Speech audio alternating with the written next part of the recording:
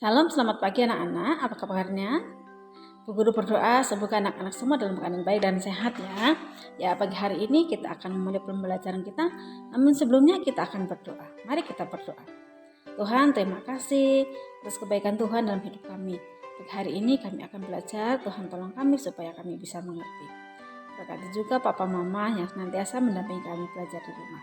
Terima kasih Tuhan, dan belajar ini kami serahkan di dalam nama Tuhan. Dalam nama Tuhan Yesus kami berdoa. Amin.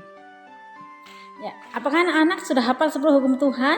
Nah, 10 hukum Tuhan atau 10 perintah Tuhan ini yang Tuhan berikan supaya kita boleh menghafalkan tetapi juga boleh melakukannya. Yuk kita hafal bersama-sama. Nah, 10 hukum Tuhan. Yang pertama, jangan ada padamu Allah lain di hadapanku. Yang kedua, jangan membuat bagimu patung. Yang ketiga, jangan menyebut nama Tuhan Allahmu dengan sembarangan. Keempat, ingat dan kuduskanlah hari Sabat. Kelima, hormatilah ayahmu dan ibumu. Keenam, jangan membunuh. 7, jangan berzina. 8, jangan mencuri. 9, jangan mengucapkan saksi dusta tentang sesamamu. 10, jangan mengingini milik sesamamu. Nah, apa Tuhan berikan 10 hukum Tuhan ini? Karena Tuhan mau kita sebagai anak-anaknya, kita bisa hidup sesuai dengan kehendak Tuhan, atau sesuai dengan cara Tuhan. Nah, 10 hukum Tuhan ini harus kita hafal dan harus kita laksanakan. Halo, apa kabarnya anak-anak Bu Iwan di kelas 1 yang cantik-cantik dan ganteng-ganteng? Wah, saatnya kita masuk ke pembelajaran 6 ya.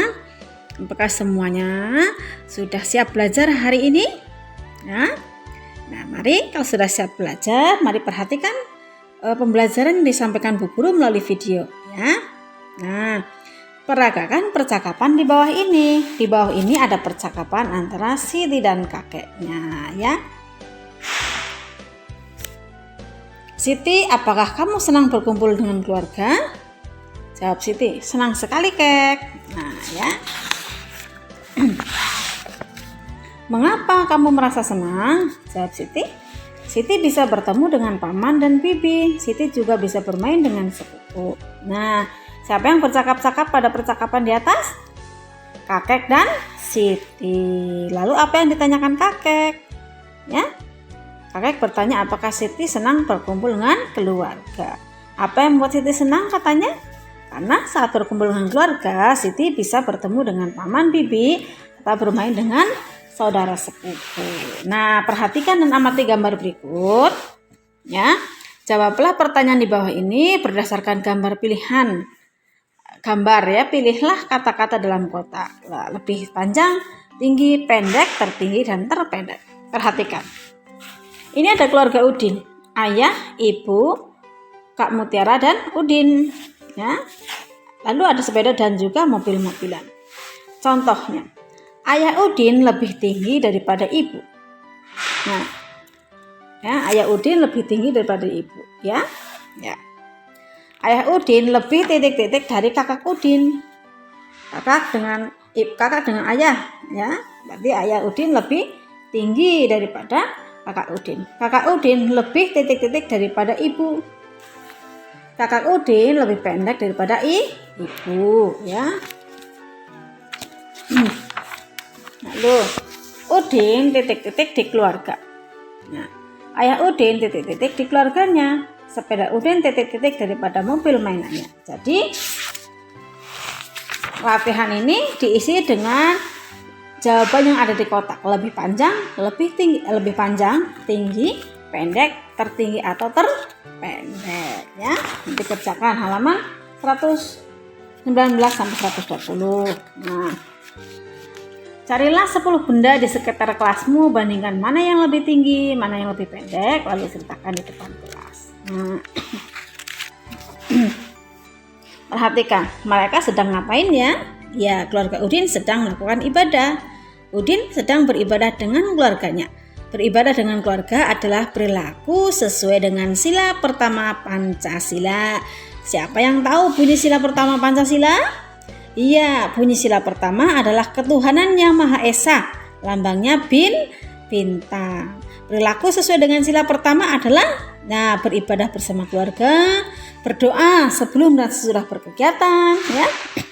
Beribadah bersama-sama di masjid, itu juga beribadah di gereja, ya. Itu juga perilaku sesuai dengan sila pertama, mengaji, sekolah minggu, ya. Nah, apakah anak-anak senang beribadah bersama dengan keluarga? Nah, kapan kalian beribadah bersama dengan keluarga? Nah, mungkin kalau yang Islam beribadah bersama, ya, puasa bersama di bulan Ramadan. Kalau yang Kristen, ya, beribadah bersama di gereja contohnya, ya. Nah, ceritakan pengalamanmu beribadah dengan keluargamu di depan kelas. Nah, tulislah pengalaman bermain dan beribadah bersama anggota keluarga. Contohnya, anggota keluarga kakek, kegiatannya apa? Bersama kakek misalnya main catur, tempatnya di halaman atau di rumah nenek. Misalkan nenek, dengan nenek ngapain? Misalkan dengan nenek misalnya dengan nenek misalnya bermain apa dengan nenek ini? Bermain karet, ya, nenek bermain karet, cutit, ya, tempatnya di halaman misalnya, ya. Dengan paman, dengan bibi, dengan sepupu, ya. Dengan paman misalnya ngapain? Misalnya bermain engklek di halaman contohnya, ya. Coba ini tidak usah untuk tugasnya, yang tugas halaman 119 sampai 120 saja. Nah, ya. Jadi anak-anak, keluarga besar yang Tuhan berikan pada kita adalah anugerah Tuhan. Ada kakek, nenek, om, tante, sepupu, ya, ayah, ibu, dan semua saudara. Itulah orang-orang yang Tuhan kirimkan untuk anak-anak supaya kita menyayangi mereka dan mendengarkan apa yang menjadi nasihat mereka. Jadi apapun keadaan keluarga kita, mari kita tetap mengasihi keluarga kita, ya, karena keluarga kita itu pemberian Tuhan dan kita harus mengasihi mereka, ya, seperti mereka telah mengasihi kita. Nah, sampai jumpa pada pembelajaran berikutnya pada subtema keempat. Anak-anak, mungkin sebagian dari anak-anak bertanya, kenapa masa pandemi kita harus tetap belajar?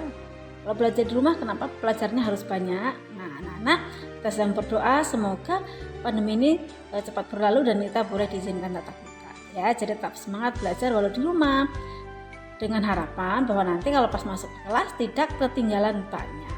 Ya, nah kita akan menutup pembelajaran di dalam doa. Namun sebelumnya, mari kita yuk bersama-sama menghafalkan pengakuan iman rasuli, ya, yang berbunyi demikian. Aku percaya kepada Allah, Bapa yang Maha Kuasa, Khalik langit dan bumi, dan kepada Yesus Kristus, anaknya yang tunggal Tuhan kita, yang dikandung daripada Roh Kudus, hadir dari anak darah Maria, yang menderita sengsara di bawah pemerintahan Pontius Pilatus, disalibkan, mati dan dikuburkan, turun dalam kerajaan maut. Pada hari yang ketiga, bangkit pula dari antara orang mati, naik ke surga, duduk di sebelah kanan Allah, Bapa yang Maha Kuasa, dan akan datang dari sana untuk menghakimi orang yang hidup dan yang mati. Aku percaya kepada Roh Kudus, gereja yang kudus dan am, persekutuan orang kudus, pengampunan dosa, kebangkitan orang mati, dan hidup yang kekal. Amin. Mari kita berdoa. Tuhan, terima kasih hari ini kami telah belajar. Tuhan berkati kami dan tolong kami, mampukan kami untuk dapat mengingat pelajaran yang disampaikan di guru dengan baik. Terima kasih untuk Papa Mama yang menampingi kami belajar di rumah. Tuhan Yesus, kami serahkan kehidupan kami senantiasa dalam tangan Tuhan. Dalam nama Tuhan Yesus, kami berdoa dan kami akan menutup doa seperti yang telah Tuhan ajarkan kepada kami. Bapa kami yang ada di surga, dikuduskanlah namamu, datanglah kerajaanmu, jadilah kehendakmu di bumi seperti di surga. Berikanlah kami pada hari ini makanan kami yang secukupnya, dan ampunilah kami akan kesalahan kami, seperti kami juga mengampuni orang yang bersalah pada kami. Dan janganlah membawa kami ke dalam pencobaan, tetapi lepaskanlah kami daripada yang jahat. Karena Engkaulah yang mempunyai kerajaan dan kuasa dan kemuliaan sampai selama-lamanya. Amin. Sampai jumpa pada pembelajaran berikutnya.